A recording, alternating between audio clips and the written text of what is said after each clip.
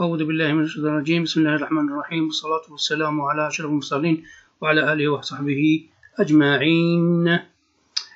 I bear witness that there is no deity worthy of worship except Allah, in Arabic Elohim, Yahweh, Jehovah in Hebrew, what you guys find in your Old Testament. And I bear witness that Muhammad is his servant and messenger.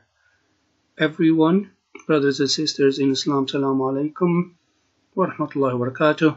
My brothers and sisters in humanity, peace be on you. Now today I got a bit of time free. I just came from work, so I thought I would work on the latest deception of Christian Prince. When I say deception, it's the video that he posted. Here it is. Nothing like unto the amazing Allah. When was that? The 19th. That was 2 days ago. In here, the first thing, that's minute 4, as you can see here, minute 4, 11 seconds. He talks about paradise for Muslims as only being for sex and sex and sex, and he uses some dirty words. By the way, Christian Prince, if only, like, I would respect you a little bit if you show some respect to your audience and to people in general, because you never know, kids could be watching this. Nowadays everyone has internet on their phones or on their laptop or computers, and the kids could fall into your traps and deception. So do not, at least, the least you can do is do not use dirty, nasty words, please. At least, I mean, wherever you are, at least show respect to your God, whom is supposed to be present, all knowing, all hearing. He's hearing you. Do you think he will be happy hearing you using bad words? I mean, come on, you really forgetting or neglecting that side. Like, have some shame from your own God. Unless if you think that he doesn't see you when you are recording a video, then that's something else. But please, kind of have the decency to bring in a message or put your message through to people without using dirty and nasty words. That only proves that your heart is full of hurt, well, dirt and hatred.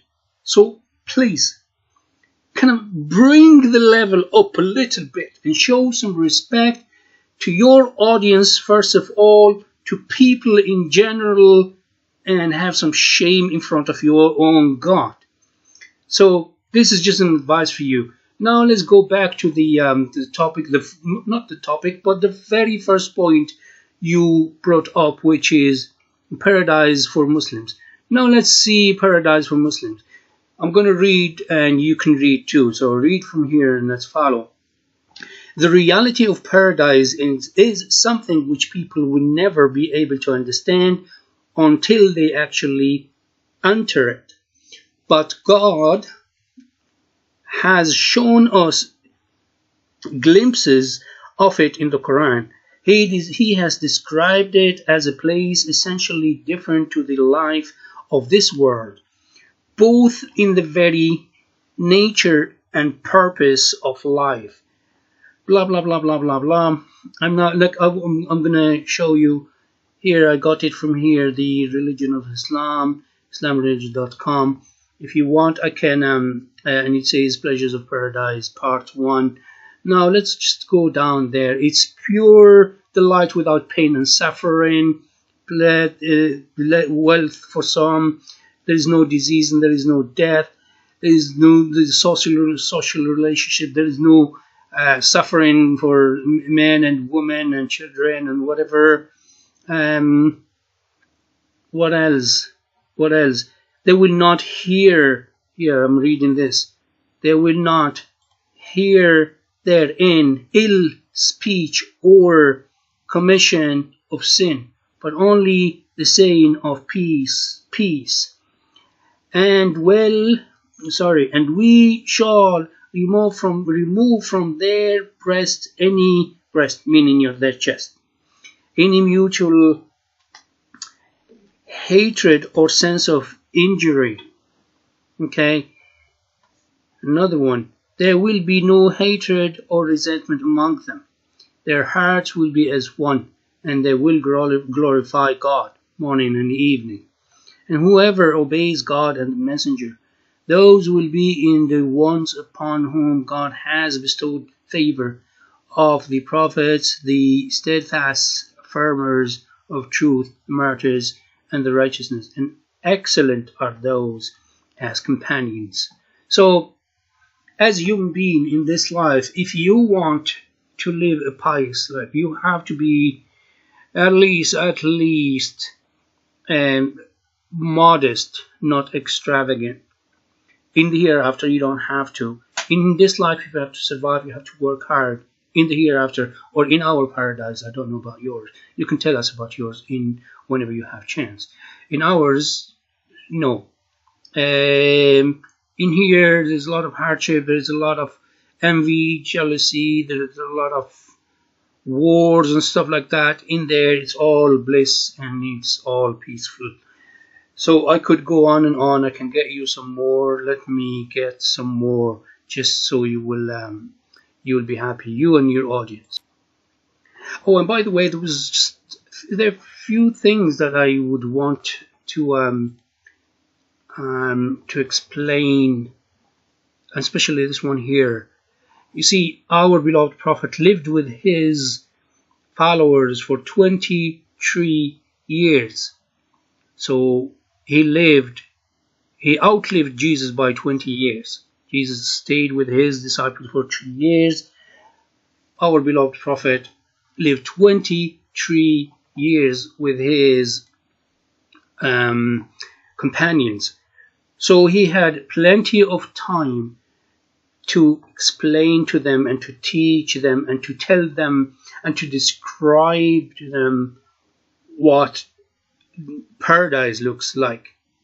You Christians, unfortunately, cannot say the same. You don't have it. You don't have that. And if you want to learn anything about paradise, what are you going to do? You're going to go to the Apocalypse of John? What? The book of Revelation and see all what's in there? I'll leave that with you. And have fun. Good luck with it. But in our tradition, paradise is described to the finest details. Okay? So our beloved Prophet told us every little detail about it. Now, for you, for a sick mind and a sick heart such as yours, you would only go for places where it says, oh, about women, about stuff like that. But that's you. That's what you are looking for. Yeah? And I am not going to deny that as humans, even us Muslims, you will find people like that whom are actually looking for that part of it. Okay? But then, just imagine, if our beloved Prophet did not tell his companions, which was the traditions which were left for us, then we would never know what's in there. And as human, as Islam is global, is for humanity, as human whom are different in their motivations, because some people are motivated by spirituality and others are motivated by materialistic life. Okay? So if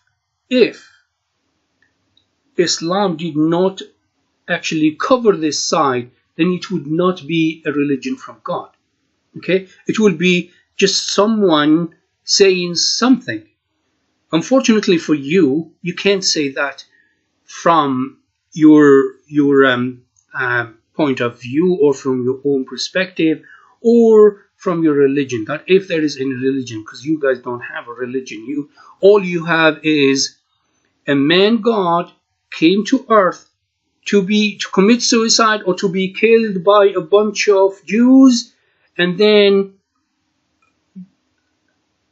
resurrect or rise again, and that's it.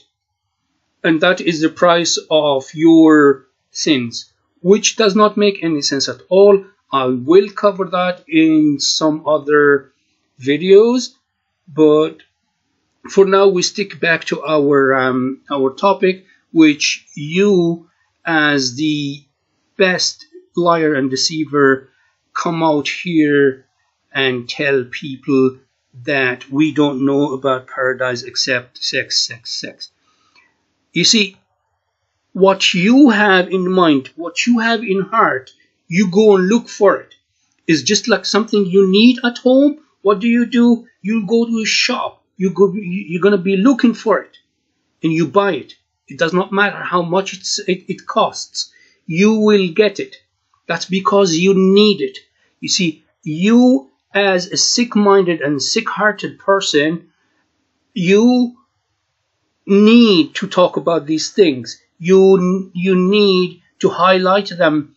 And not only that, but the problem with you is you would go to some sources which are not trustworthy, which are not among the sources that we trust, and then you will bring them up and say, oh look, this is Islam. Hello.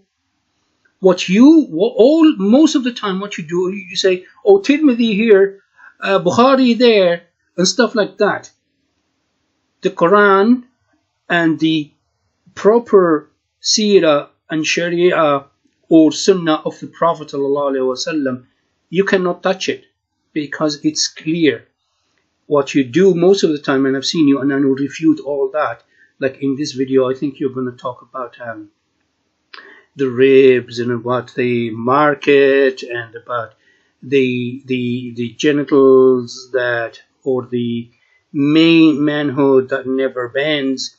You're such a, I wouldn't stoop that low. I would not go that low as you do. So but I will tackle that later on. So let's get back to this. So this religion, which is providing us heaven full of sex slaves, women.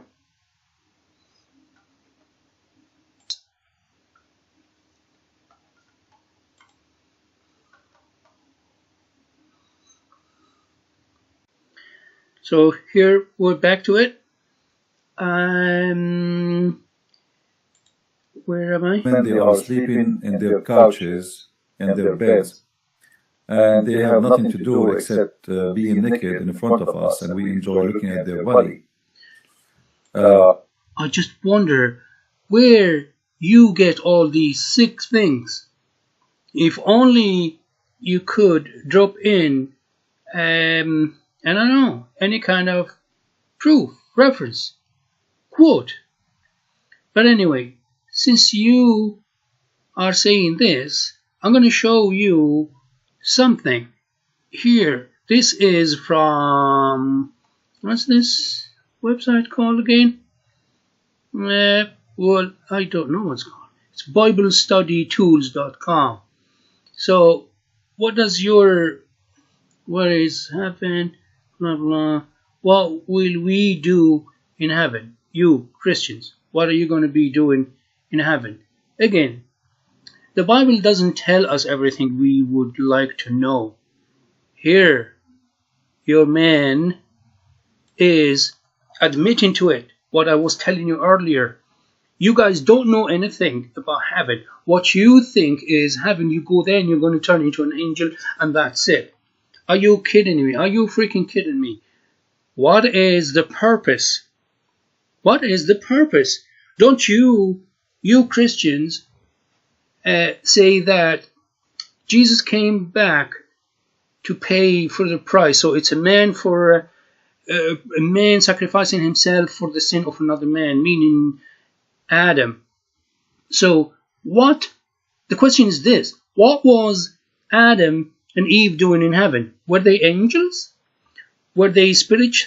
Were they just spiritual, kind of hovering around? They were human beings. They were eating, they were drinking, they were sleeping. Human being. And that's exactly what us humans are going to be doing in paradise. And here your man is saying, so what will we do for eternity, for all eternity? Here's the answer is, we are going to help God run the universe.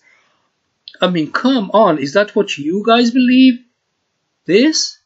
You guys are going to be helping God? Does God help? Does God need your help to run the universe?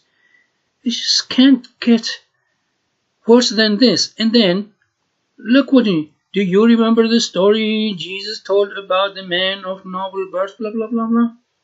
So, what on earth is happening in here?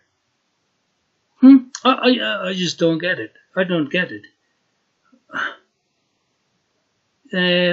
What will you be doing anyway? What do you think you will be doing? It's a little bit crazy. I don't get it, but it's mind-boggling. What are you guys going to be doing? What do you think you will be doing? You, Christian Prince, what do you think you will be doing?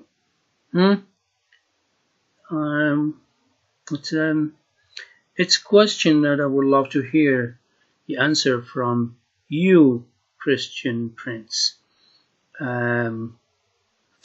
It is a pity that I couldn't get through to you the other night. You see, I'm not the best on computers or phones or stuff like that, but I would love to actually hear that. And then the story is a picture that heaven will use our gift to administer the new heaven and the new earth. So bakers will bake. If you guys are going to be spirits, what's the baker going to do in there with the bread that he's going to bake or cake? Teachers will teach. Singers will sing. Preachers will preach. Are you following? Bakers, teachers teach, singers will sing.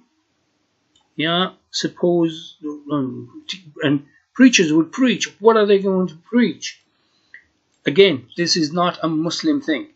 Okay, this is Bible study tool. Okay, and if you don't believe it, here, look, here. Check all these stuff. Here. Okay? So, it is funny that you, Christian Prince, come out here and lie to people and only tell them what Islam says. You actually are using the truth to deceive people. Yes, Islam describes in details, day by day, what we do. Yeah, and the best part of it, you never said it, but we will see God. And the market that you go around and boasting about that, people who see image and stuff like that, there is a market called Friday Market, where people, just like here, a market, normal market, people go there. There is a wind, it's called the north wind, that comes in and blows on people and makes them look way better. Okay, handsomer. And then the man or whoever is in the market going back home, his people will see that they say, oh, you are handsomer than when you left. And he looks at them and he sees they are handsomer, prettier, better looking. And yes, this is the promise of paradise in Islam. If you don't like it, so be it. Yeah, beat your head up the wall. You don't like it, don't like it. If you think that there is sexual desires and the stuff, you don't like it, don't. Okay? But don't go around using that. Human being are different, mister. Okay? Some people are motivated by these things. So they will naturally get to obey God and work hard to enter paradise or heaven. You think that every human being has to be like you guys, Christians, who rely on the blood of Christ. Well, that is the biggest fallacy and deception in history, and I will prove it later on. I want to get back to what you had to say. So, what are you saying here? The trees, they will walk to us and they will deliver us their fruits. What is wrong with that? Allah can do everything. God can do everything. If God created heaven and earth, He can get a tree to deliver fruits to us. Why do you have a problem with that? And where do you get all these photos from? You're so sick you go around collecting sick stuff. This is actually, this photo, guys, this has nothing to do with Islam. I don't know where he got it from. You look at the dirt in here. Women half naked. That's actually your sick mind. You had to go around looking for this photo in order to kind of frame us. Find this kind of photos anywhere in our books. But what can we say? You have a dirty heart, a dirty mind, you would go around and get anything. As long as you gain fame, and I don't know what else you're gaining. But anyway, I wonder if your God will be happy with you displaying a photo like this. Orgasm of 70 years. No. Look, listen to you. Listen to you. You cannot stop talking about filth. Promises concentrating in one thing. Physical pleasure, either food or sex. What is wrong with you? And why can't you accept that in paradise we will be human being?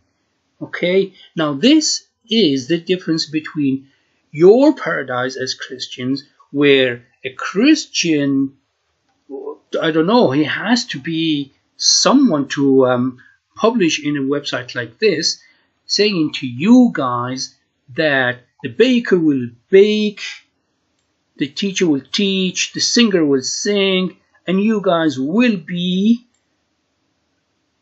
here, look, you will be helping God run the universe. Yeah, what do you expect?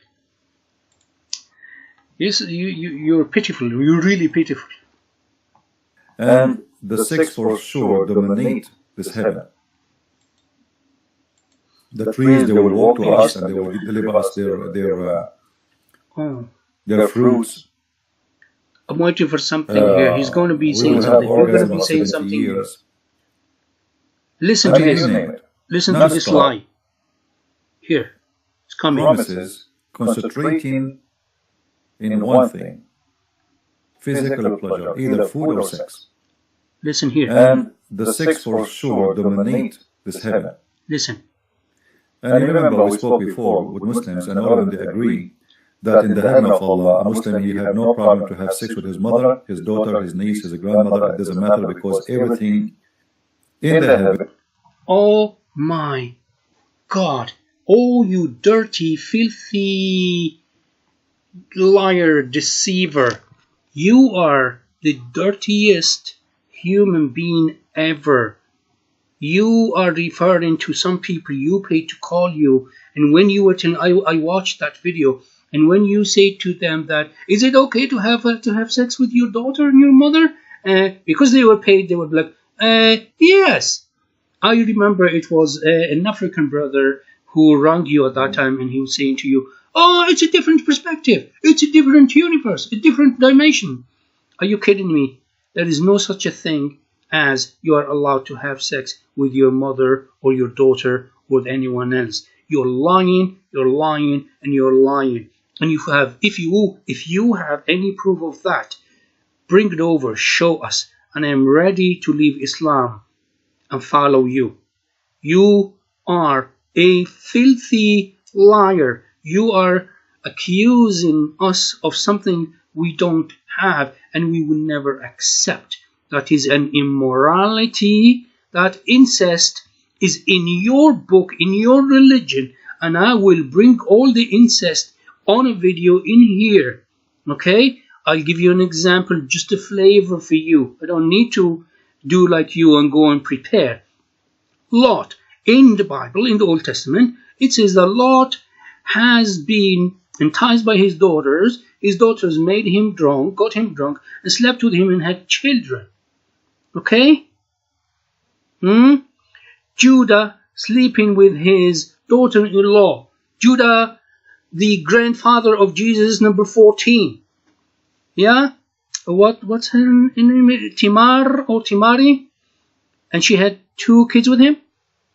Yeah, when her husband died, Amnon, his brother, was supposed to marry her because this is the Jewish tradition. He did not want to because she had kids with his brother, and the tradition in the Jewish religion that any children coming from Amnon will be still called after their deceased father. So Amnon was actually sleeping because he did marry her. He was sleeping with her, and when it is time for him to ejaculate, he will pull out. So the children will not be called after their deceased father. He wanted his own children. So what did Timari do? She actually dressed up as, I tell you what, there's no need to talk. I will just go straight and find it.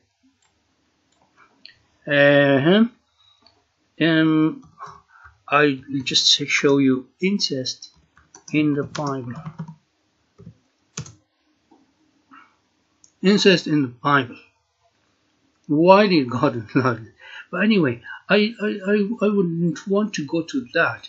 But I think Timari and Judah. And Judah incest. Daughter-in-law. You see, because I don't remember incest in the Bible, blah blah blah. Listen to Judah, son of Jacob, is incest with his daughter-in-law.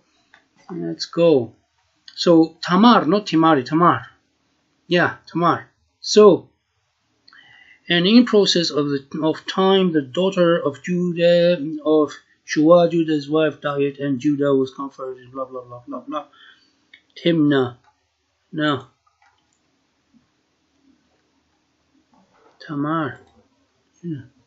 Judah's daughter-in-law. Come on. Look at that. 5 sons. Son of Judah, Onan, and Shelah. These 3 were born in 9. Judah, firstborn, was wicked, who put him to death. So the first son of Judah,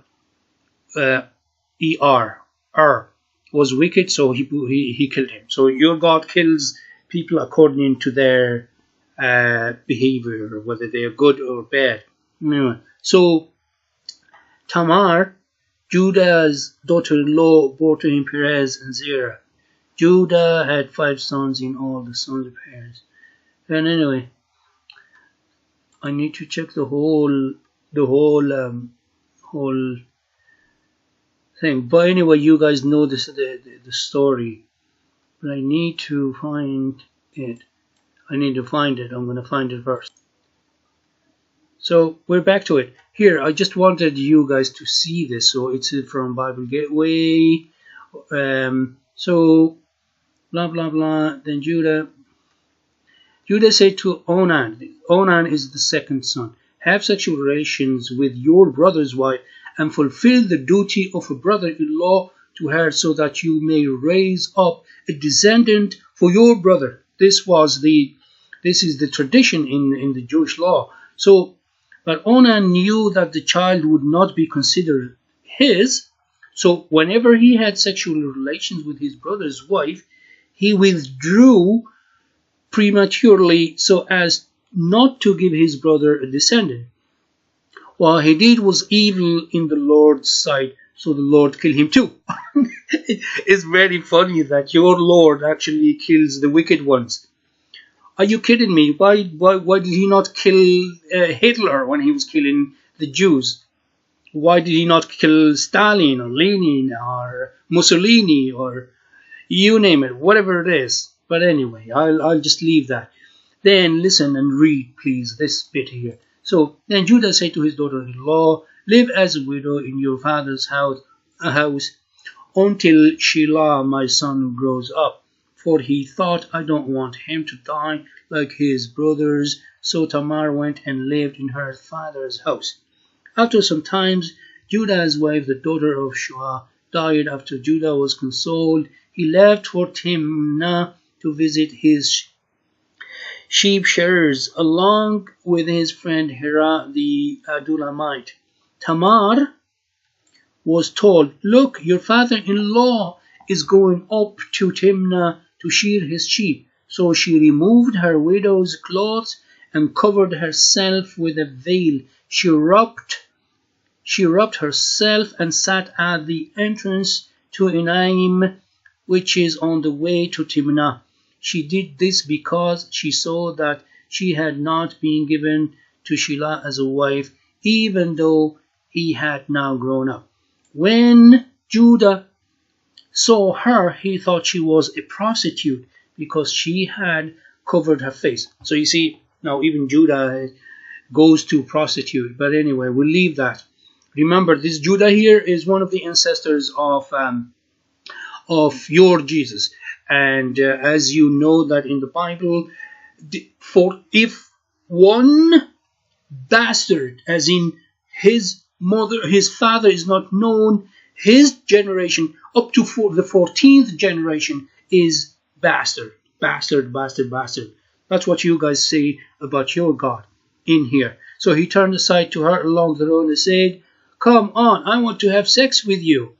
Oh, you dirty mind Christian prince. You talk about our paradise and all things and sex and all that. Here is your book. Your book is saying here. So he thought her. He thought it's a prostitute. Let me go and have my way on her. And he says, come on, I want to have sex with you. He did not realize it was his daughter-in-law cheating again. She asked, what will you give me in exchange for having sex with you? He replied, I will send you a young goat from the flock. She asked, will you give me a pledge until you send it? He said, what pledge should I give you? She replied, your seal, your cord, and the staff that's in your hand.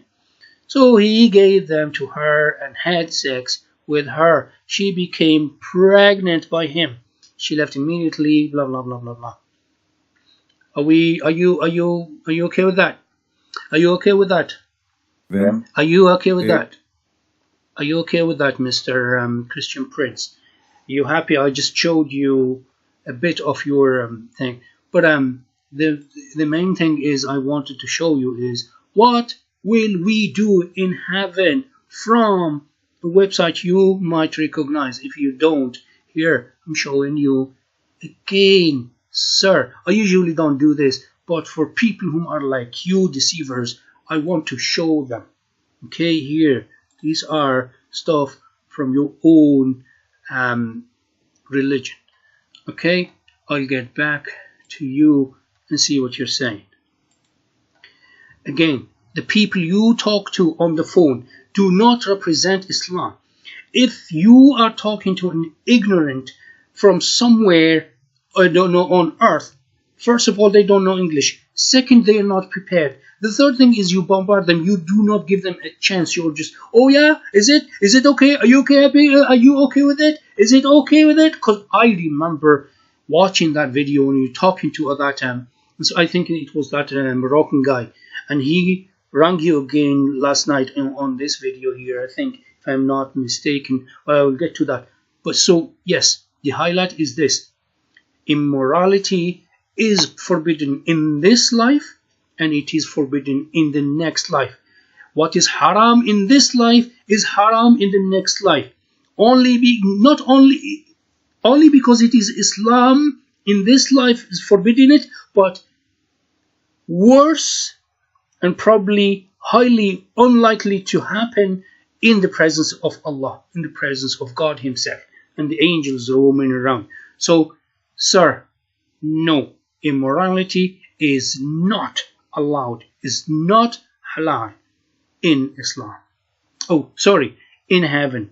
It's not in Islam right now in this life, and it is not allowed, it's not halal in heaven, in the hereafter.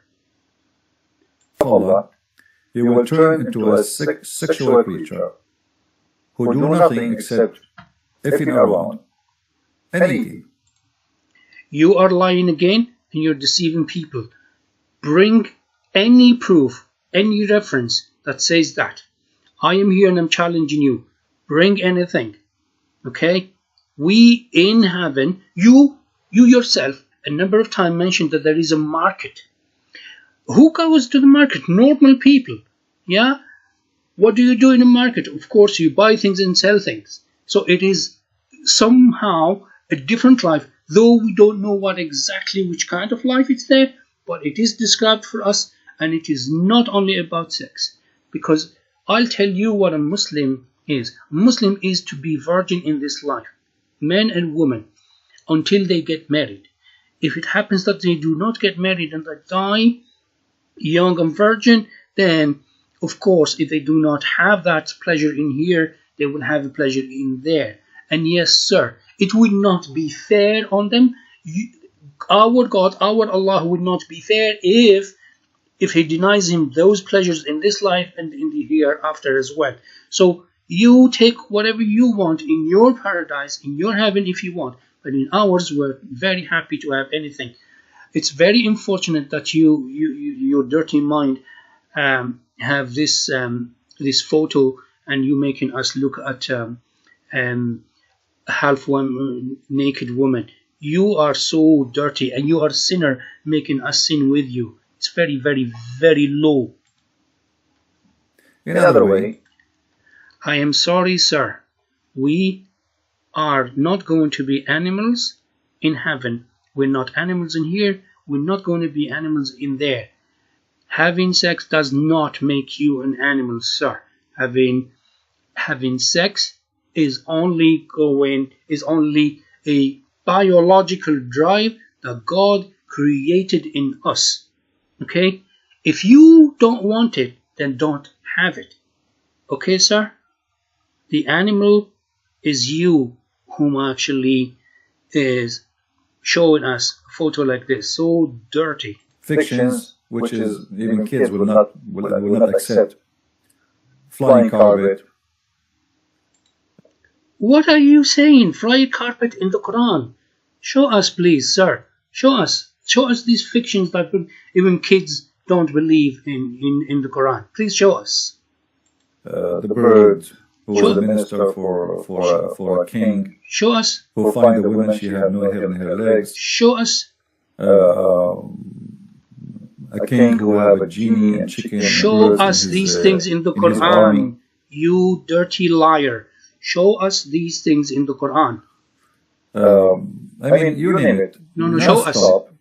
No, we don't name it. Show us. You are such a dirty liar. Show us what you are talking about in here in the Quran. Carpets and birds and stuff like that. Chins and madness. Show us. Zulqarnain, which is Alexander the Great, he found the sun sitting in the murky water. Oh yeah, really? Yeah, okay. Then let's get to that. Let's get to that. Let me just see if you have if you brought something up the screen. Oh yeah, there is something. Then he built a dam between two nations. The first. What is wrong with building a dam? What is wrong with traveling around?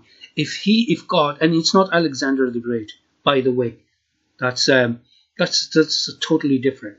Okay, your Alexander the Great, whoever is talking about that is totally wrong.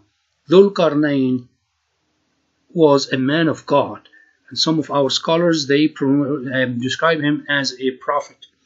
Okay, he was given the ability to go somewhere, to go around the earth. No one knows for how long or how he went around, but there is nowhere mentioned this flying carpet of yours in the Quran. If you are referring to the Qarnayn, then I will get to that. Nation is us, the human being, and the other nation, which is Gog and Magog, which nobody can find even a single one of them. You're kidding me. Where does Islam say that you'll find them, you see them? This is not like the movie that you guys made, and the King of the Rings or something like Little Ring. I don't know, the Lord of the Rings. Yeah, no, sir. There will be a time where these Gog and Magog, Ya'juj and Ma'juj, will come out. Nobody is supposed to see them until they come out. If you don't like it, don't take it. And those Gog and Magog, they are outnumbers us by billions, you know, because every one of them, before he died, he had to give birth to 1,000 person before he died. Stop this. Get to the point. Stop your... Look, I always find it really, really annoying when you start talking here and start describing things, and that's sarcasm. Keep it to yourself, sir. And this is how you end up with videos like 3 hours and 4 hours long. Get to the point, sir. Get to the beef. I really don't have time to go through all this rubbish and your foul speech and all those fantasies that only to make yourself famous and happy and keep your audience happy. So if we are 1 billion, so there will have to be 1,000 billion. If we are 7 billion, you X that to 7. You didn't know that there's a billion and a trillion and a zillion. Okay. 2,000. Okay. So there will be 7,000 billion. So, but yet we cannot find one of them. So all the stories in the Quran, not only stupid, it's extremely stupid. What do you mean all the stories? All the stories? Give us one. And why do you use your own measuring stick on God?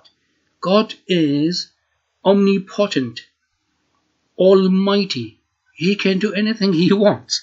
Why do you think that if it is difficult for your small and narrow mind to imagine, why do you think that it is difficult or impossible for God to do?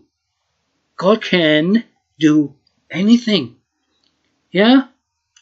7 billion, like you say? A zillion? Whatever. God can do that, sir.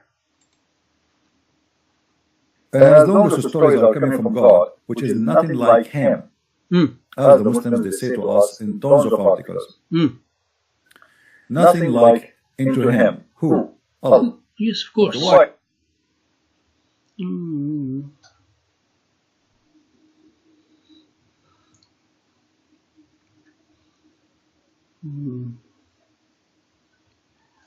These all things belong.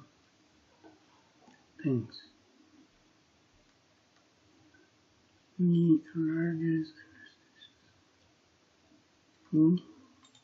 Why nothing? Why? What does that mean? I can say this person nothing like him in his stupidity. I can say nothing like in him in his intelligence. I can say nothing like him in the look. What is nothing like him is about? What does that mean? It is about everything. In the absolute meaning of the word, everything, every aspect. Nothing that you can think about or anyone on earth from the day when humanity started till the end of humanity, no one can perceive God. No one can be like him. Whatever you think of God, God is different. Unfortunately for you guys who worship a human being, who have a man God, you actually go around having photos of him. Let me see if I can find any photo of him, of your God here, because it's actually very, very easy to find photos of your God. So what are we going to find? Let's see, Jesus. Let's see pictures or photos. Look, oh look here, I found your God. But it's very funny. It just he looks a bit different everywhere. Like, look at him in here and in here and in here. Oh, Christian Prince, here's your God. But you see, he's God. He looks like, oh, look at here. Look, your people are actually making. Look, oh, this guy, I know him. He's an actor. Look at this, another actor. But anyway, you have no problem with that. You see, your God looks like someone in here. That's it. It's that simple, sir. It is that easy and simple. Nothing looks like him. Okay? Unlike your God. By the way, the Bible says nothing like God too. So Muhammad obviously is copying from the Bible. Oh! So just because I am wearing the same t-shirt like you, that I stole it from you. Yeah?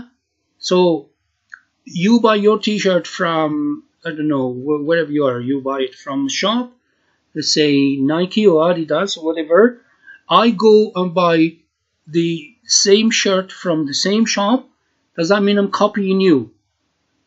Only an empty-headed and a hard-sealed person like you would think that. I'll tell you what happened. I'll tell you what is happening. It's not copy. It is simply we're getting the t-shirt from the same source, from the same shop. In other words, very simple. Our prophet got the information from the exact same source where the previous prophets and messengers got it from. So it's not copying, it's getting it from the same source, sir. I hope you're not going to dwell into this, but I'll listen to you. But the Quran is always a plain book. It's like a collection of stories. It doesn't give us any details what nothing like him is about. But you see, only an empty shell like you, an empty heart, an empty mind like you, looks what is God like. Because what you're looking into it from Christian lenses. Because what you're looking for is this. You're looking for something like this. This is what you are looking for. Okay? No, sir. No. Unfortunately, it's not like that. If you go to the Old Testament, it will tell you that do not take anything to be like God, as in no sculpture, no photos, nothing that flies in the air, in the sky, or nothing that swims like a fish. Nothing. Okay? God is spiritual. He stays spiritual. What you're looking for is this. So move on, sir. Move on. In intelligence, in foolishness, in anger, stupidity. What is that? So I would like to see some Muslims giving us a call. I will turn my Skype on. And please, only Muslims. I struggled with you. I struggled to call you. I struggled to call you. I don't know whether the crack is on my end or your end. I don't know what happened. And we said hello, hello, and what you did as a deceiver later on, you just recorded me saying hello, hello, and you saying hello, hello, and then you put it all, like, you put my recording in your video half an hour after I called you. Okay, I am still here. I am alive. I was live with you. I was watching, and you can check on the chat area where I was writing to you and I was posting stuff. So back to you. To ask somebody, so he can receive calls first, and then you check the person if he's serious, if he's qualified to talk to us, and then if he is. What do you mean serious and qualified? What, do you want him to present his PhD in Islamic studies or something? If he's calling you, that means he's serious. That means he's putting effort in it and wasting time on you when you don't deserve it. Qualified? What do you mean qualified? Ridiculous. You will forward the call to me. Yeah. You give me the name, and then I will call him. Because obviously there is some trashy people trying to disturb our program. What do you mean trashy people trying to disturb? Your program is already trash. It's all lie and deception. I really don't know why you think someone will come and disturb you unless they want to refute you, or unless if you're afraid of these people whom you call trashy to actually refute you and expose you as a liar and a deceiver. So we will see if somebody will volunteer for that, and somebody. But if you volunteer to do that, you have to be sure you use a new Skype name, have nothing to do with your family, etc. Like, don't use a Skype you use to talk to your family or etc. Make a new Skype just for this. All right, we will see. All right. So if there is any Muslim who would like to call us, please feel free. And we would like to see how is nothing but stupid to the point nobody like him in stupidity. So nothing like Allah in one.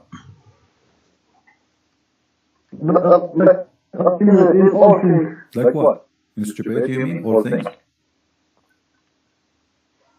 First of all, there is nothing proving that Allah created anything. This is a statement. One guy, he said, there's no proof. Can you prove to me that? Oh, okay. Then since you have no proof that Allah created, do you have any proof that Jehovah, Yahweh, Jesus created? Any proof? Is their creation anything, whether it is a thing or an animal or a bird or a human being, that has got a signature and branded? Oh, here this has been created by Jesus, or the Nazarene, or Jesus Christ, or Jehovah, or Yahweh. Please get serious a little bit. You're so this level here is so low, and I don't know which kind of audience you get, but this is ridiculous. Okay, it is obvious that all the creation on earth is God's creation. I know why you're saying Allah. Allah is God. He is Yahweh. He is Jehovah. He is the creator of heaven and earth. We move on from that, and if you want, we can discuss that sometime, some other time. But you get this caller here and you don't even let him talk, and I don't even know why this Moroccan guy is always calling you. It's like you have him there on a dial, speed dial, and you just get him in. His English is not that good. His knowledge about Islam is not that good. All he does is just yeah, no, yes, yes, and stuff like that. Let's listen to him. Allah created anything? Can you prove to me that Allah exists? Yes, I can prove to you. He did not create anything, because your God, if he claimed to be the creator, and then he said that he created it from the sperm, and the sperm became a dead blood. So how he is the creator? Oh my God. You are lying, like you always do. You're the son of your father, the devil. Lie and cheat and deceive. What do you mean God created from the sperm and stuff like that? The first creation is known, Adam and Eve, and then that is the creation. The rest of the humanity is from procreation. So it's only normal that there is the biological drive, which you call sex. That is the union of a man and a woman, and their water There is the sperm and there is the egg or the ovule in the woman's side, and then they meet, and then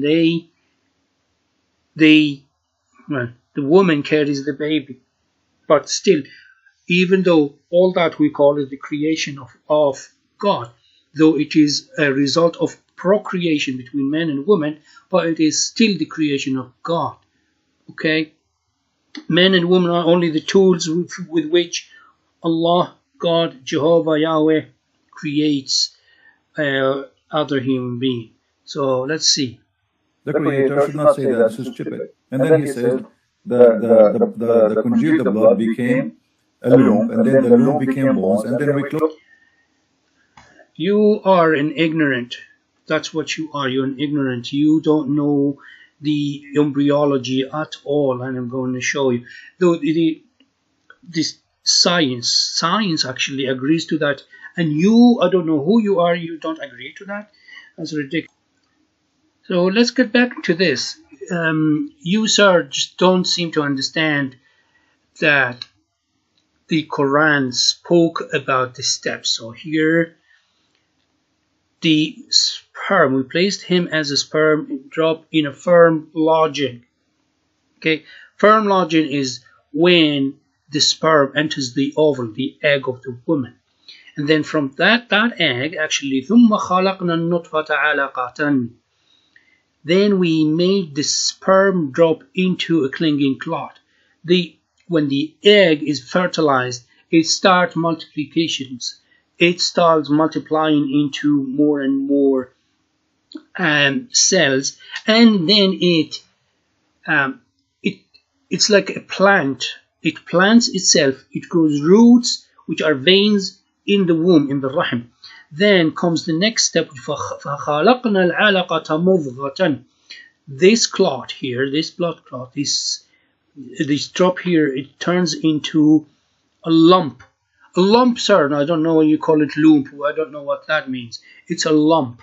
It's more like a piece of meat. It's like a chop of meat, a piece of meat. But anyway, you would not understand that. فَخَلَقْنَا الْمُضْغَةَ عِظَامًا. And we made from the lump bones. Then the bones has been there. And just so you would know where the alaqa, which is the sperm drop, which is more the embryo and the leech, as you can see here. Anyway, if you do a little bit of research, then you will find more and more. It's just that it's funny that you and your audience, I think your audience actually never do any research, and they enjoy being deceived by a deceiver like you. So here's the step. Anyway, then فَخَلَقْنَا الْمُضْغَةَ عِظَامًا. We made from the lump bones. فَكَسَوْنَا الْعِظَامَ لَحْمًا. And we covered the bones with flesh. ثُمَّ أَنْشَأْنَاهُ خَلْقًا آخَرَ فَتَبَارَكَ اللَّهُ أَحْسَنُ الْخَالِقِينَ. In here, if you had done any bit of research, here is the challenge, here is the miracle of Quran. In here it did not say anything beside, then we developed him into another creation. Here's the challenge. If you knew what it means, then you would believe that Quran is the word of Allah. It did not say we made him human being, it said we developed him into another creation. At this stage here, the fetus changes into anything. If it is in an animal, it turns into that animal. If it is in a cow, it turns into the calf, and so on and so forth. But in here, I just want you to understand that أَنْشَأْنَاهُ خَلْقًا آخَرَ. It can turn into something else. If it is in an animal, it turns into an animal. If it is in a bird, it turns into a bird. And when it is into a human being, it turns into a human being. فَتَبَارَكَ اللَّهُ أَحْسَنُ الْخَالِقِينَ. So blessed is Allah, the best of creators. And this best of creators, I know you're going to be using it. I already explained it many times. One of them is here right now. I'm telling you. The Creator creates, and then the next generation will be procreation. So Leave that on the side. Even human being, when they're making something, whether you're making a table, you're making a chair, or whatever you're making, you're creating that thing. You're making it. Okay?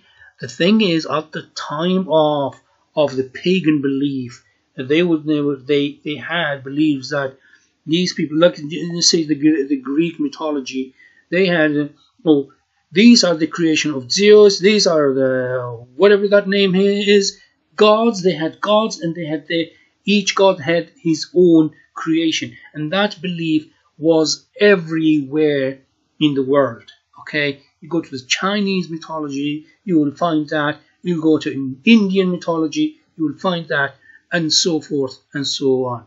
So, getting back to you here, Mr. Deceiver. Close the bones. So this can't be God, the one who made this statement. Because you are stupid, you are not. You don't know. By the way, you challenged the caller at minute 15, 16 seconds. You said, show me something, show me, and I showed you already. Remember this bit here? Oh no, sorry, it's not this bit here. It's this bit here. This bit here, I showed you. Okay, these are the steps described in the Quran, and these are the steps proven by the recent science, so there is no need to waste time on that. Move on. I already addressed that point where there's hadith here and hadith there, and you go around and getting hadith from everywhere, and your sources are really, really doubtful. But then you say that the sex of the baby is dependent on who gets the orgasm first. Sir, if our beloved Prophet was speaking to his people 1438 years ago and telling them, oh, it's the genes that the prevalent or the strongest genes that are going to determine the sex of the child, they will be all jaws will be dropped listening to this man. What is he saying? Okay, that's it. This guy is in the Lulu cuckoo land. Unfortunately for you, sir, if you look into the teaching of Jesus, he was giving them parables. A parable is when you simplify the idea in order to get people to understand it. You, sir, don't want to understand that. You are using that and describing the whole thing as stupid because you want to convince your audience that look what they are talking, what the Prophet is saying, what the Quran is saying. What the Quran is saying is exactly what science is saying now, but in words that could have been understood by people who existed 1,400 years ago. So move on, sir. Give me some beef. For God's sake, it's only 19 minutes and 2 seconds and you can't move on. And I already made over an hour just to refute your stupid claims. Oh my God. You are telling the caller... You are telling the caller that does Quran say in the Arabic side the embryo? Did you actually expect people 1,400 years ago to understand the word embryo? Huh? Come on, you are such a deceiver. You're using obvious things, but you put them in a way that your audience will listen to it as if it was music. I know what you're doing. You're playing on a tune that is actually disgusting. I just wonder why you stick to stuff like that. خلقنا العلقة مضغة. Huh? What do you want? What are you looking for? You don't tell me you wanted these words. This is translation. This is a recent translation of Quran. It's only normal. It uses words like that. Quran was not translated to English for 1,400 years ago, sir. It was only printed and translated it recently. And the very first people who translated that were not even Arabs. They were Asian. They were either Pakistanis or Indians because of the influence of the British colonization. So they got to understand, to know English, and then they studied the Quran. Then they translated it, which is all contemporary works. I really cannot stoop that low, sir. You're too low. Do you know what you just said? It's ridiculous. It's so ridiculous that I just felt like I'll get you straight on this. You said that Ibn Kathir is going to prove us as Muslims are liars. Ibn Kathir is a Muslim, and his translation or his understanding of the verse is not absolute. It's not. He was not the prophet. He was a follower. He was a historian. Not even a follower. He was tabi. He was a historian. Ibn Kathir, you want me to actually follow Ibn Kathir when it comes to religion and to his understanding? Are you kidding me? Just like the caller is saying, he is not a scientist. He was reporting what was being said at the time, whether it was accurate or not.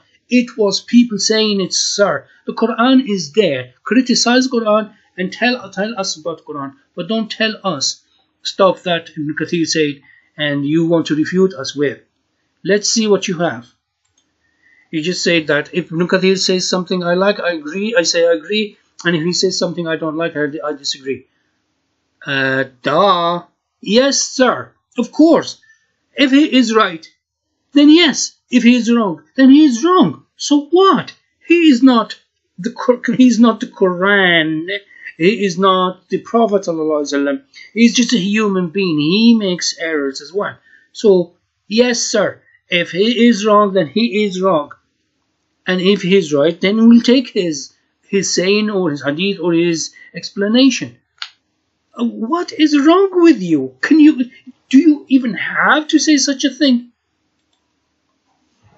Right, you just back and forth with this caller and about the alaqa, about the blood clot and all that. I just want to show you something. Well, not you, maybe your audience, but here it is. Look, watch this.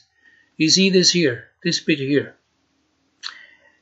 Look at the leech, which is alaqa in Arabic. It's the leech, and look at the human embryo when it is stuck to the wall of the rahim of the the womb, uterus, womb, rahim, whatever you want to call it. Do you see the leech, the alaqa? Do you see what you have here as elongated clot, like an elongated clot? Do you understand that? I just feel like I'm wasting my time, and it's being wasted. Like it's over an hour. It's just getting ridiculous. Sorry, you said alaqa is either a worm that sucks the blood. Sorry, correction. Alaqa is a leech. The leech sucks blood. So correct yourself and do your research before you start talking. This is your Islamic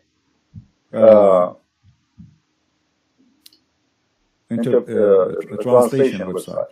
Giving you all options, and here in front of us, alaqa is either a worm, which the one suck the blood. Sorry, sir, leech, not worm. Or it is that the blood, stuck in you, or something is staying. What do you mean a bit of blood stuck in you? I don't understand. The blood clot, like when you're cut and the blood coagulate or something? Is that what you're saying? A stink on you, or something, let us say, attached itself to something else. Now, the Quran and all the interpretation, all of them they agree that this is a congealed blood, which is this. You made nutfa into a clot, meaning and we made the gushing forth that comes from the lines and the bones of her chest. between the sperm will transform into, and not even single one of them don't agree. You see how many meaning? You see how I many saw how many meaning. what are you talking about? Man, what a waste of time. Look, I showed you here. Alaqa is a leech. Here is the human embryo. At this stage, it looks like a leech. Do you see a difference? It's a blood clot that looks like a leech. Embryo, leech stage. Come on, move on. I'm really sick of it. What were you saying? No, you tell me. What is the meaning you like? My friend, that sperm became a leech and then became a new. How stupid that is. A lube? What is a lube? Well, anyway. Okay, I'll explain to you how on earth a sperm can turn into a lump. So learn, it's called a lump. The sperm meeting the egg, when the egg is fertilized, it multiplies one cell into two cells into four cells into 16 cells, and so on and so forth. Each cell multiplies into two, and so on. That will make many cells. It's like your flesh. It's like the flesh. Or like you go to the butcher and you find a cube of flesh. That is the lump. Okay? That the number of cells increase after the egg is actually fertilized, so it turns in a while into a lump. And a lump is a very big number of cells. I hope you understand that, sir. Let's move on, because it's really getting ridiculous. If you go to answer, yeah, then you go to the stage where it says wait, let's see what it will says. enter into the sperm. Do you see it? Oh. Look, you're lying to your audience who does not know Arabic. يدخل الملك على النطفة. يدخل على. He's not entering into, but he's entering where the sperm is. Yeah, the womb, and there is no problem in having an angel entering that. It's the power of Allah. It's the power of God. He can. It's exactly the same way Jesus was born. Yeah, unless if you want to tell me that God physically slept with Mary the Virgin, then that's another story. She was virgin. How she got pregnant? It was the angel, and it was God's will that got her pregnant. So in here, it's not saying that the angel entered into the sperm, but it is entered where the sperm is. Ala. It's not saying يدخل في النطفة. You understand that? أنت فاهم هذا الكلام يا أخي؟ الحديث هنا بين القوسين يدخل الملك على النطفة. على يدخل عليها أين؟ لأن على تفيد المكان. ها؟ It's not saying يدخل الملك في النطفة. It's not saying the angel, the way you putting it. Here's the way you putting it.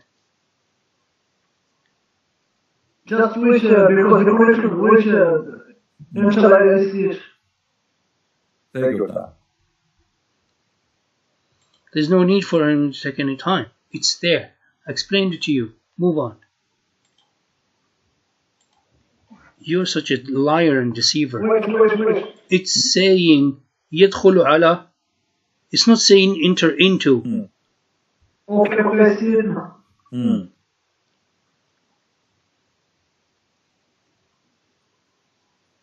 What happened here? The angel will go inside the sperm, or he will say to the sperm, Assalamu alaikum. Do you hear yourself? I can't believe you're such a liar and a deceiver. It says يدخل الملك على النطفة. It does not say the angel enters into the nutfa. It enters where the nutfa is, where the sperm is. You're really bad at that.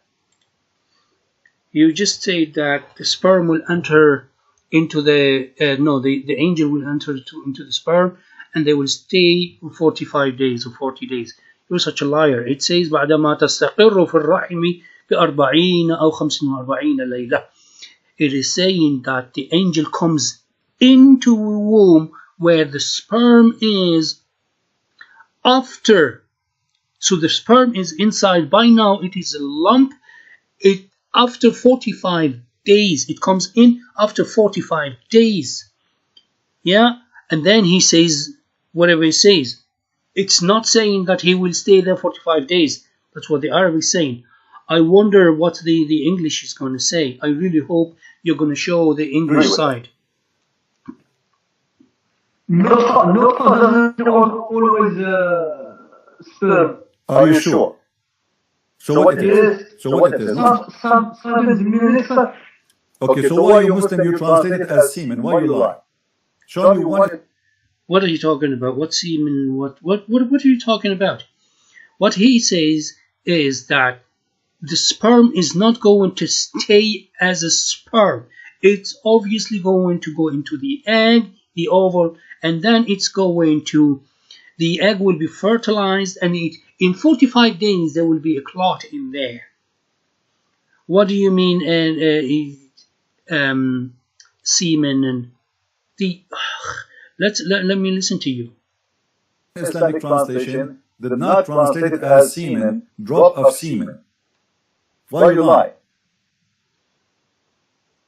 What do you mean? In a drop of semen, you'll find sperms. Do you know what this is? The fluid, the seminal fluid.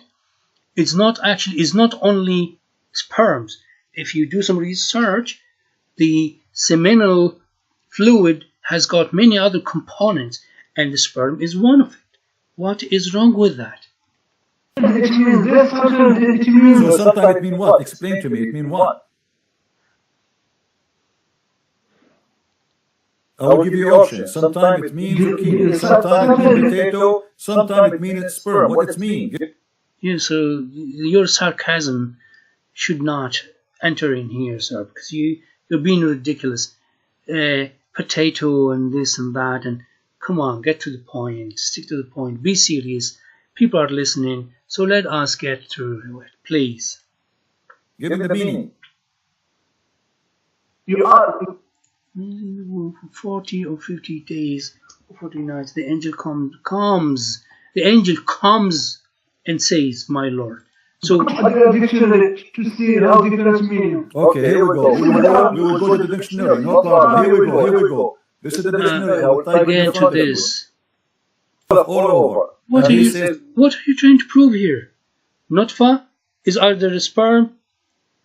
In the translation, sir, it depends what the person is translating. You idiot! I just don't get it. What do you mean? What's your point in here? The nutfa in Arabic is someone in, like it says in medical terms, in the Quran words, some they translate it as sperm drop, some they call it a sperm or a semen drop. What is wrong with you? Why are you sticking to such a stupid thing? What are you trying to prove? Come on, let me hear it. It's for you clearly the Quran. So in the Quran, always is coming either, actually it's a sperm, it's not even a semen.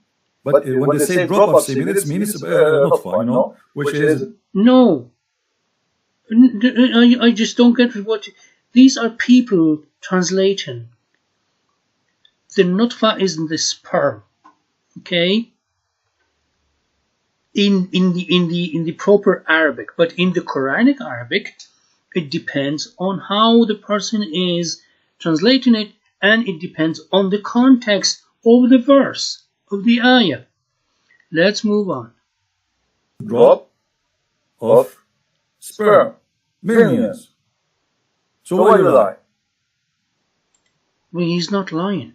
He's just telling you exactly. You just confirmed what he said, sir. You don't you see it? These are translations. Anyone can translate the way they want. I I just don't understand how low can you go? It's ridiculous. This is not scripture, Sergeant. This sperm, Sergeant, it's semen. So what? It doesn't matter, semen or sperm. Thank you very much. A second ago you said to me not a sperm. Now you are saying to me, okay, so now we confirm that this is a sperm. Now we go back to your prophet. How in the world that the angel will... You're at it again. You're at it. You just can't help yourself. Of? Let's see what sperm. Millions. So why you lie? This is not scripture, Sergeant. This sperm, Sergeant, it's semen. So what? It doesn't matter, semen or sperm. Thank you very much. A second ago you said to me not a sperm. Now you are saying to me, okay, so now we confirm that this is a sperm. Now we go back to your prophet. How in the world that the angel will enter into the sperm and... Where did it say that the angel will enter the sperm, sir? Show us in here. Here's the screen. I challenge you or anyone who is reading the screen to show me where it says that the angel will enter into the sperm, which you just said. And then the sperm and they will go to the womb and they will stay together. Where does it say that the angel and the sperm go together into the womb? Just tell me. Tell us. Here, if your audience could just read, it says, when the drop of semen remains in the womb for 40 or 50 days or 40 nights, the angel comes. It does not say that they go together. It says that the semen will already be in the womb. The angel will come later, 40 days or 40 nights. For 40 or 50 days. Do you agree with that? It's ridiculous. I do not agree. Yeah, it's just ridiculous. You are putting words into the text. The text is not saying that. Yes, I agree. I'm trying to challenge you to show me against this instance. Show me the number. Like he was going to win the lotto, but he missed only a zero. He added a zero. If he took it off... You're such a deceiver, such a liar. The prophet did not say the sperm itself will stay for 40 or 50 days. No, sir. It says, let's go back to the text. It says, when the drop of semen remains in the womb for 40 or 50 days or that, of course that semen, that sperm is going to meet the egg. I said it a billion times, sir. And you audience, I want the audience to listen. When the 50 or 40 or 50 days later that the sperm has entered or the semen has entered the womb, the angel will come. So stop lying and deceiving. It has nothing to do with that. And now you're going to science? Understand the text first and stop lying and adding words into it. Where does it say the angel enters upon the sperm? Sir, just show us. Do you want to go back to the Arabic part? Let's see here. Here's your Arabic part. يدخل الملك على النطفة بعدما تستقر في الرحم ب40. You see, it's saying that the angel will enter whereby the sperm has already settled. You liar and deceiver. This word here, right here, it says بعدما تستقر. After that, the sperm actually settles. Where does it settle? How it settles? It's explained right here, sir. Right here, in here, the nutfa, the sperm, in a firm lodging. It settles in this firm lodging, which is actually the egg that has been fertilized. ثم خلقنا النطفة علقة. So that thing turns into this, which is the leech. The sperm drop into a clinging clot, leech. This bit here.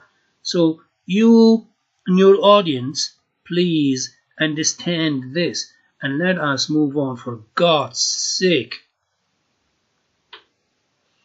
And stop deceiving people with Arabic. You impress people with knowing Arabic. When you are actually lying using the language, it says يدخل الملك على. When we use the Arabic word ala, it means I am entering somewhere where the other person is. بعدما تستقر, meaning after that that sperm has settled already 40 days later. Not right away, not with, not into, but 40 days or 40 nights later, the sperm would have already settled. Settled into what? Settled into this. Oh, I'm really sick of this. This. You see that? You and your audience. Alright, your prophet here is saying something amazing. I like it. Let us see what he says. Please show me. Alright,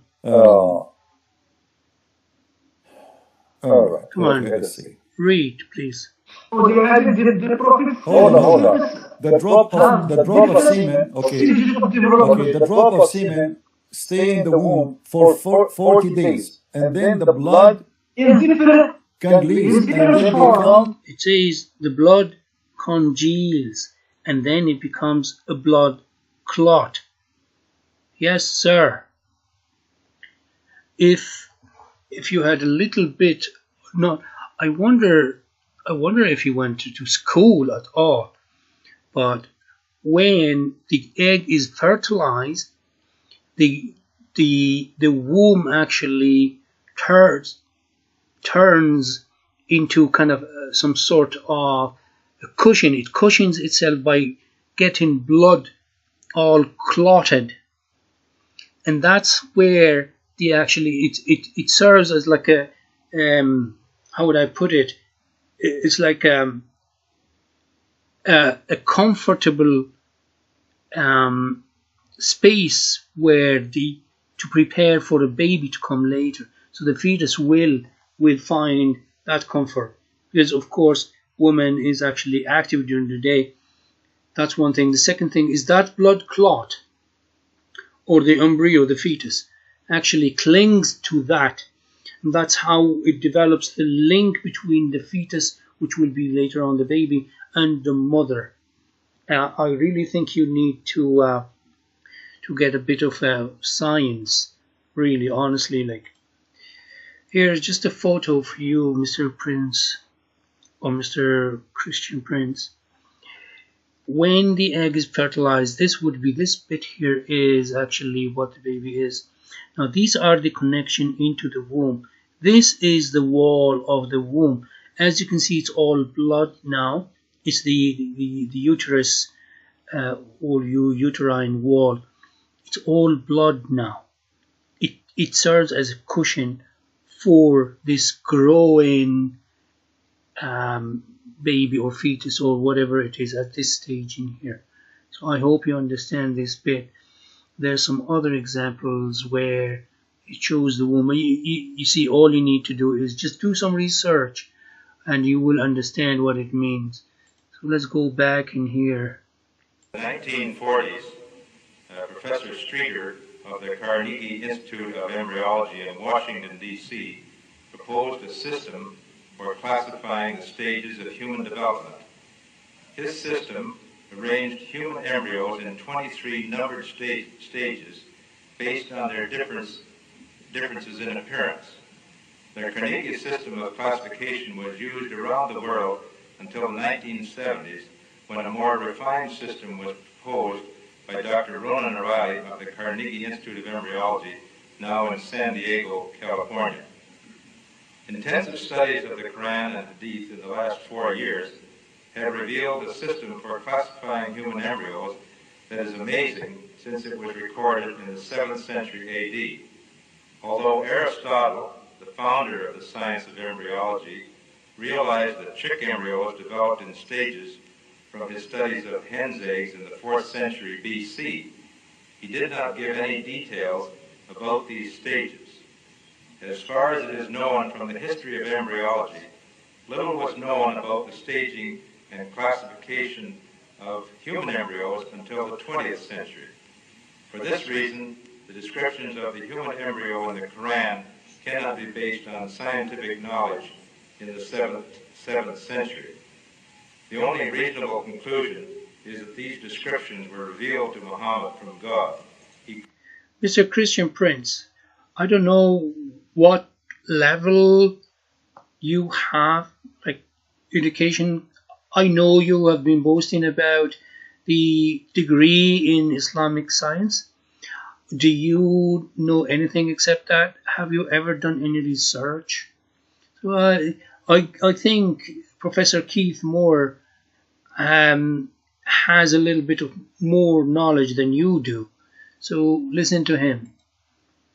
He could not have known such details because he was an illiterate man with absolutely no scientific training.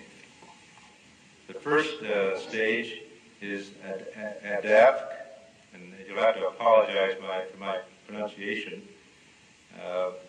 This is from Surah Tariq 6. He is created from a drop emitted. This Arabic term refers to the forceful emission of fluids which occurs during ejaculation in the male and ovulation in the female. The male secretions, called semen, contain a spermatozoa, and the female secretions, called follicular fluid. I'm not going to listen to the whole thing. I can drop a link to it, but if anyone wants to check it, there is YouTube, there's Keith Moore, there is the thing here, you can check it yourself. So I'm going to go back to you, sir. All your lies are actually debunked by Professor Keith Moore. That's it, I'll move on. I don't want to be listening to you more than this. On this topic, I would want to listen to something else. And again, you're at it again. The backbone of the man and the ribs. and the ribs of the women. I already worked on that. I dropped it in there. I did all that. But just so you will be happy, I will put it in here too. So let me go. So here it is. Just write on Google, guys. In Google, backbone and ribs in Quran. You go near Dean Show Scientific Quran Miracles Backbone and Ribs. You can watch the video. I don't know. I don't think it's in, but you can read here. It's all explained in here. Okay, it's all. A layman like you, Mr. Christian Prince, might think that semen comes out from the testicles. I heard you a number of times talking about testicles. That's only because you have a dirty mind and dirty heart. But the thing is, sperm is produced in the testicle. While the sperm is produced in the testicles, neither is the sperm nor is the seminal fluid. Seminal fluid, which is essential for natural fertilization, anywhere near them. Okay, they're not from there. Like, do some research. Read here, you and your audience, please. I'll let you watch a little bit of this, and you'll go and check the whole video later on. Okay. I would not, I can't spend time on this. I have to go back to check on Christian Prince and his lies. So yeah, I'll leave it with this. Okay, please watch it later on.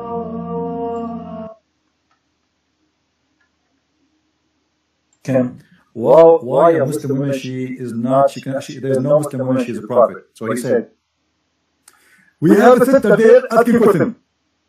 Why in Islam there is no woman she is a prophet? And I confirm for sure I honestly, really think that you are the dirtiest, filthiest man on earth. You mocking Dr. Zakir. You cannot, you do not, you are not fit to clean his shoes. And you're mocking him? Yeah. I know your allegation on this screen here is saying the similitude, but you forgot, you did not read all that. You just said that Allah is saying about the Jews whom had the Torah actually are donkeys. No, sir. I think you are being the donkey in here, and I apologize for calling you a donkey. I'm really sorry, but it's just that the thing is, you are actually compelling me to call you that. Because first of all, your lie, second is deception. You forgot, like here, right here in the Arabic bit, this bit here. I don't know how to highlight that on a video, but anyway, the Arabic says mathalul ladina, and in English you have it here, right here, the similitude of those who were charged with the Mosaic law, with the Torah. It is the likeness of the people whom were given the Torah and they did not carry it the proper way, and they did not actually abide by it, are like, similar. They are not donkeys. No, they are similar. What does it mean in here? The Quran is saying those whom were carrying it and didn't even know what was in it is just like a donkey carrying a book or Torah, the Torah on it. The donkey wouldn't know what's on it. The donkey carries things and goes around. Okay? So the similitude, the likeness, but Allah is not calling them donkeys. He is saying that those whom had the Mosaic law and did not know what's in it and did not abide by it are like the donkey carrying the Bible. Does a donkey know what's in the Bible? Does he even abide by it? Of course not. So stop lying to people and deceiving them. Okay? And stop mocking. No women in the Prophet.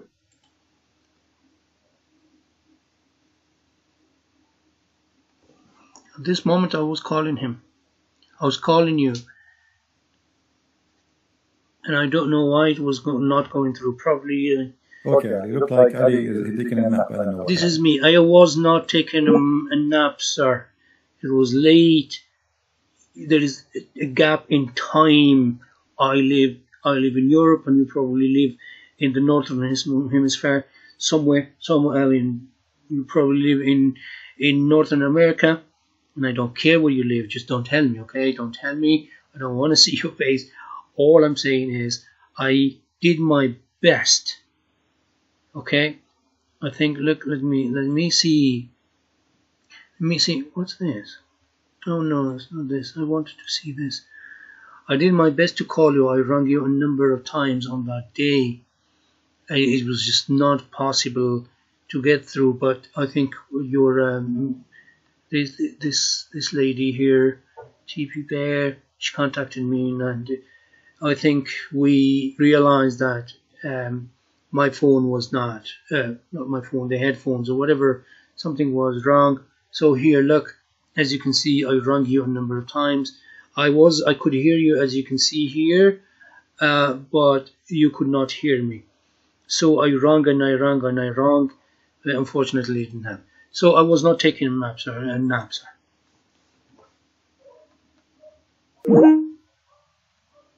Everything. And do me a favor. I want you, this part in this video, later, play it, make a live YouTube, play it. And this is my recording to those people. Christian friends, he challenged you all, and he is willing to call you one by one. And not only that, you can bring me 10 Abdul, the best of your Abdul together, and Christian Prince alone. Amir is not allowed to talk.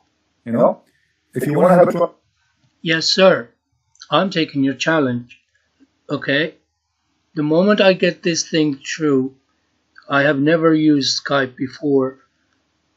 Your moderator said that I have a problem with the the speaker or something. I'm gonna get a headphone and I'm gonna have to work with you. There's one thing, sir. You later on in this video, what you're gonna be saying is, I don't have to get ready. I don't have to get ready. I can win without even getting ready. And then this man here, the caller from Germany, asks you about the hadith that you mentioned sometime, and you were looking and looking around and around, and you could not find it. And you say, oh, then take a snapshot of it and I'll find it. You could not find it. That means you have to prepare in order to come live like this. You prepare the topic, and then you take the others non-prepared.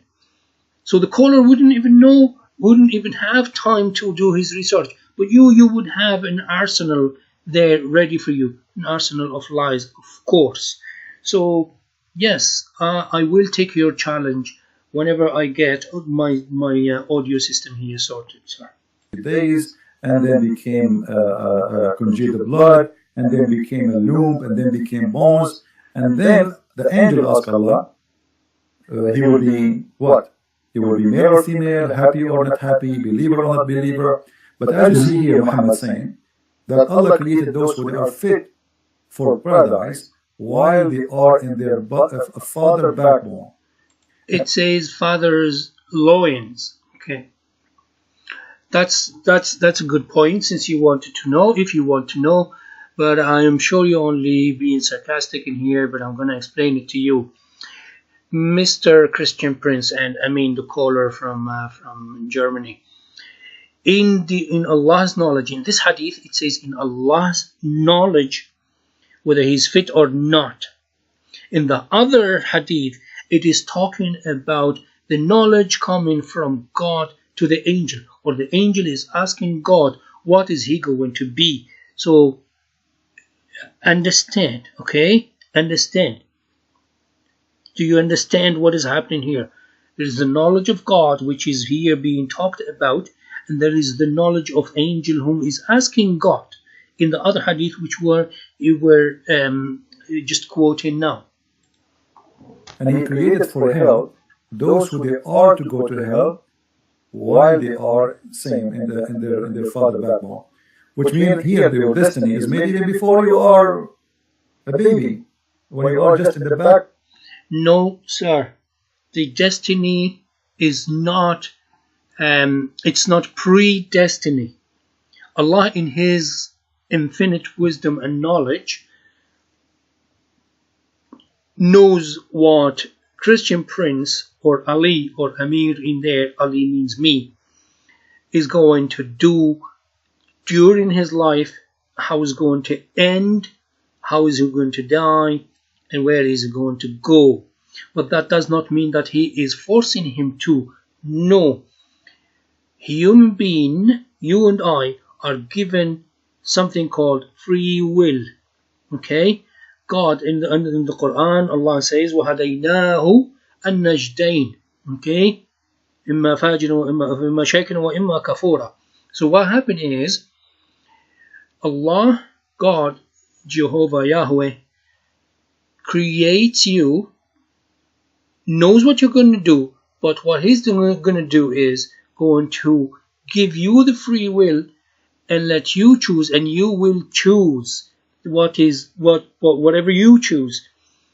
But what's going to happen here is it will be recorded, and on the day of judgment it will be shown, look, this is what you do and this is what you deserve. It's not what I made you do, it's what you did. Because here I taught you, I sent you messengers and prophets, so you can start from Noah telling his people, this is what you guys need to do. Come on, God is asking you to do that. Obey God, do good, avoid evil. But then people choose, okay?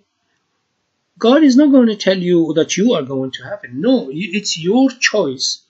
It's just, I'll give you an example, because what happened is, you guys, because you look into the Islamic literature within either a Christian lens or something like that. Your lenses are actually very narrow. Let's say in a class, the teacher is teaching like 30 or 40 pupils or students. He knows the level of each and every one of them. He knows who is going to pass the exam and who is going to graduate, and he knows who is going to fail. Okay, in other words, who is going to pass and who is not. But he's not going to stop those who he thinks that are going to fail. He's not going to stop them from taking or sitting for the exam. They will all sit for the exam, but he already have an idea. He knows who is going to pass according to the whole year or whole studies, contribution in the classroom, doing research and all that. Like, by looking at my students, by knowing them, I can tell you who actually will pass, and I can tell you who has 50-50 chances to pass and who will not pass. But am I going to stop them from taking the exam? Of course not. Why? Because if I stop them from taking the exams, they will blame me later and they will say, oh, well, if you let us take the exam, at least we would have known. Yes, I will let you to take the exam. I will let you witness that, and I will let you experience that, and I will let you see why you failed, because you did not study, because you chose the easy way, I don't know, not to study, playing games and messing around. Whereas those who studied and put some time and effort in it, they would have passed. This is the exact parable or the parallel of what is being said in this hadith, sir. I hope you understand. And if you don't understand, well, who cares? This is mean that you convert to Islam or not. This is stupid, because at the end of the day, it's what Allah He decides for you before you are born is going to happen. You know what I mean? Yeah. In different hadith, in different. Well, sir, you just can't. I mean, you can't understand. I know, like, this is your understanding, and you were doing this video. You wouldn't have heard my explanation. I will leave that to you, but I'll move on a bit. Okay, I need to finish this. He will give you a credit in the heaven. Christian Prince, stop lying, stop deceiving people. The verse is not saying give the money to Prophet Muhammad. Prophet Muhammad is not taken from them, and history proves that Prophet Muhammad was the poorest man in the Islamic nation ever. Okay, the meaning of if ye loan to Allah, meaning whatever you are given. The Arabic Quran in here, it's not saying giving a loan. It's like oh, here Allah, I'm giving you some money and I want you to give it back to me some other time with interest, like you guys do and like the Jewish law does. No, sir. This is a nice way. This is the Arabic or the Quran, the Quranic Arabic way to encourage people. It's like a metaphor, as like you are given God, and He is the richest, or no, well, let's not say the richest, but He is the oft rich, or the most rich entity. Yeah, it's like you giving a loan to Fannie Mae or some banks in Wall Street. No, it's not saying that. And Muhammad is not asking to be given money, and he never accepted money, and you know it. He never accepted charity. Okay, understand it? He never accepted charity. Oh, not this. It's this bit here. So you Christian Prince is saying that Prophet Muhammad is looking for a loan. Let me take you here. Islam quote. Prophet Muhammad, blah, blah, blah, blah. You can read. You guys can read. Narrated Abu Hurairah radiallahu anhu. whenever a meal was brought to Allah's Apostle ﷺ, he would ask whether it was a gift or sadaqah, something given in charity. If he was told that it was sadaqah, he would tell his companions to eat it, but if it was a gift, he would hurry to share it with them. So he was not accepting sadaqah or charity or loan like you were saying, you Christian deceiver. He would eat a gift and he will share it with his friends, but he will not accept a loan. The word loan in here means just a nice way to say that if you give for the sake of Allah, for the sake of God, God will grant you forgiveness and will appreciate that and will actually multiply that for you. Sunnah in which Muhammad or it is allowed for Muslims to eat the poo. To eat their own poo? Did you hear that? The question, the caller from Germany, he's saying, if there is anything in Islamic teaching that allow us to eat our own poo, and he's laughing. Well, yes. And let's see if he is saying if he can find such thing. Says that everything is forbidden. It is saying even pork, even pigs. If you go, it is shirk. Well, you are right on that. Everything that is impure, unclean, it is forbidden. Well, and including pork. But you guys have no problem with that. You can eat it. Brother, do you know why I'm asking this? Because this Muslim Abdul here in Austria, who I said to you, he offered you for a trade and he offending you and so, and he said in 2 Kings there is a part there in his.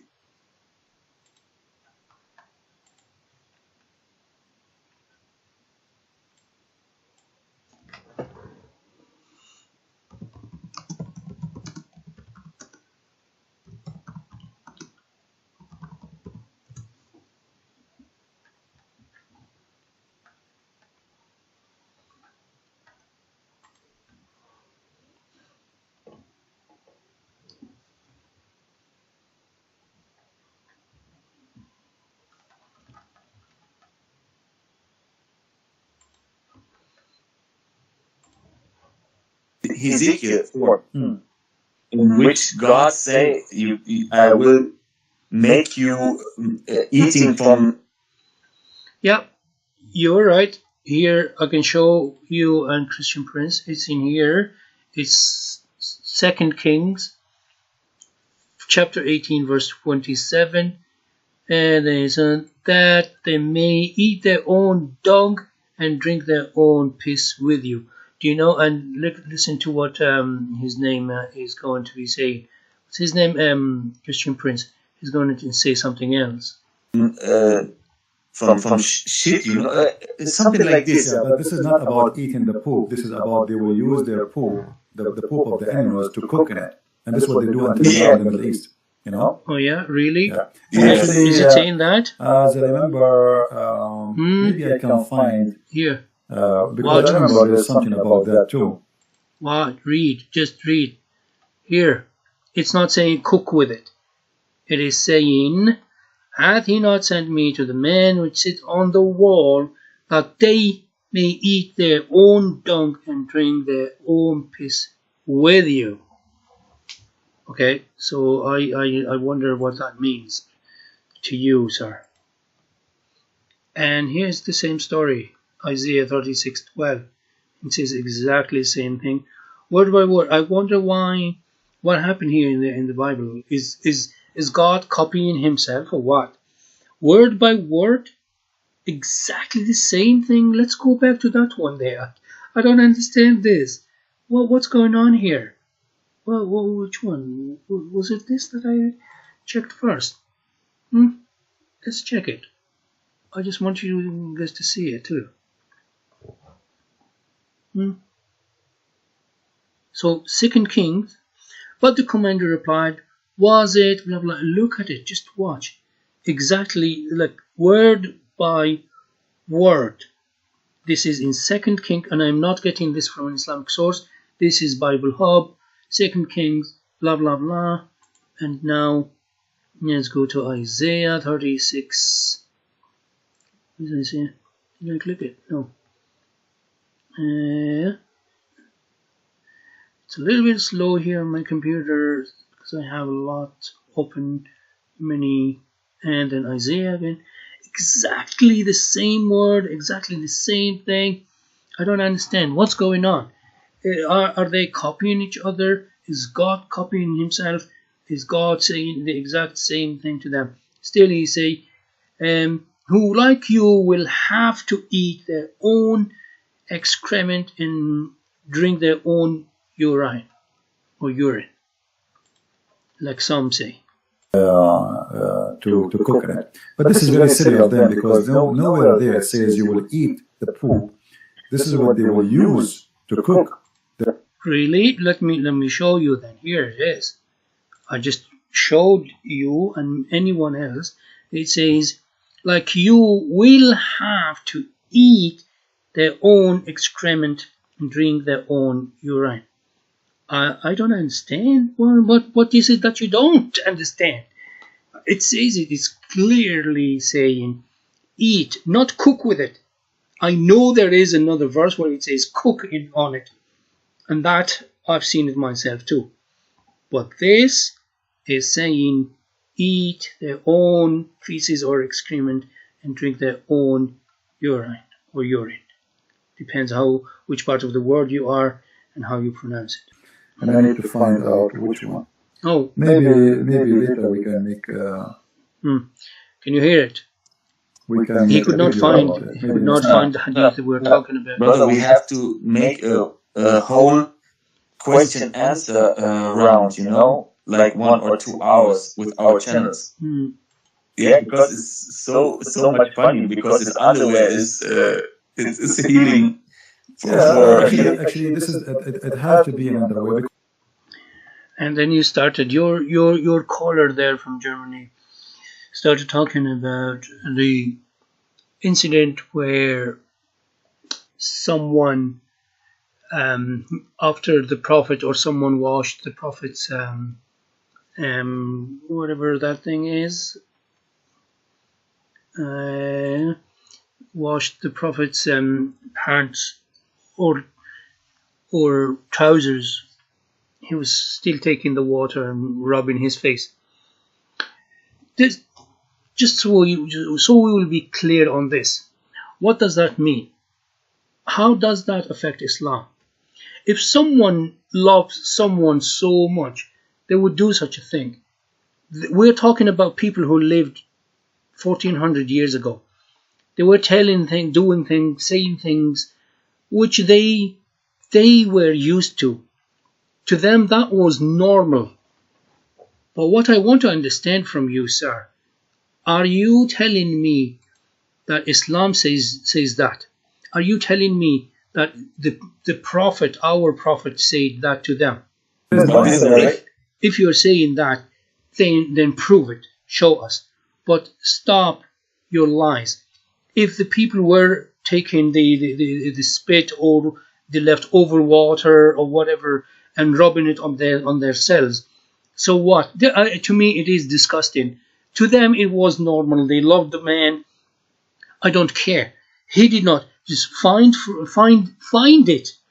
Find where it says that he says to them, take my spit and rub it on your face, or take the water that's left over from my ablution, or from the dripping water from my trousers, and wash yourself with it.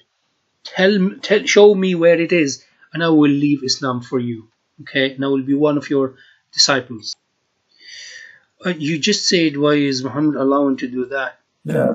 I mean, what is more ugly? The which the Muslim Sunni they have, and the Shia, by the way. I am waiting for you to say, why does Muhammad allow them to do that? And I want you to show me, where does it say that he allowed them to do that? Sunni will use what is Sunni to prove what we say. Muslims, they were obviously, they worship Muhammad. They don't believe Muhammad. Muhammad never worshipped. No Muslim on earth, whether he's a Sunni or Shia, worship Muhammad. If you have proof of that, show me, and I will leave Islam right away. Is a prophet. Everything they do, you know, they even for the law, which means like let us see. Yeah, let us see. There's a hadith I'm trying to remember. Oh, you can't remember the hadith? I can't find it. Yeah, because you did not come prepared for this question that the caller has shown you or asked you. I thought you don't need to be prepared. And you said at some stage in here in this video. I just could not go through it. I'm tired now. I really. Okay, brothers and sisters in Islam, Assalamu alaikum wa rahmatullahi wa barakatuh. I am going to have to wrap this up. I am really tired. I can no longer follow this. It's really late in here. Brothers and sisters in humanity, peace be upon you.